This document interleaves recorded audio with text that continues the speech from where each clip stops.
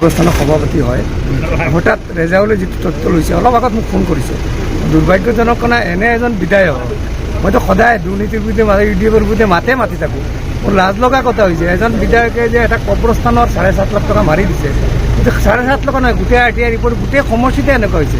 মছজিদ মন্দিৰ বুলি নাই, ইউডিএফৰ নামতে ইউডিএফ, মছজিদ মন্দিৰ বুলি নাই, সিহঁতৰ টকাই লাগে। গতিকে মই আগৰ পৰাই আপোনালোকক জনাইছিলোঁ যে ইউডিএফৰ নেতাকেইটা দালালৰ বাহিৰে বেলেগ একো নাই। মই আহ্বান জনাওঁ, এতিয়াও সময় আছে। যমুনা সমষ্টিৰ 20টা বছৰত যি লুণ্ঠন ৰাজ কৰিছে, আজি দেখা গৈছে। ৰেজাউল কৰিম চৌধুৰীয়ে এইখনে RTI মাৰিছিলে, মাৰাৰ পিছত মোকো জনাইছে। মই দুৰ্ভাগ্যজনক এনে এজন বিধায়কক সমষ্টিৰ ৰাইজে যাতে পৌষধা দিব লাগে। আহিলে মই নীলবাগানত যি 10 লাখ টকা হৈছে কাম হোৱা নাই নেকি? একো নাই, মই নিজে সভাপতি ইয়াত 7.5 লাখ টকা মাৰিছে। আৰু নীলবাগানত আহিলে মই কৈছোঁ তেওঁকো পৌষধা দিম। নিজে ইয়াত ৰাখি পুৰা ৰাইজক দি খেদি দৌৰাই থাকিম।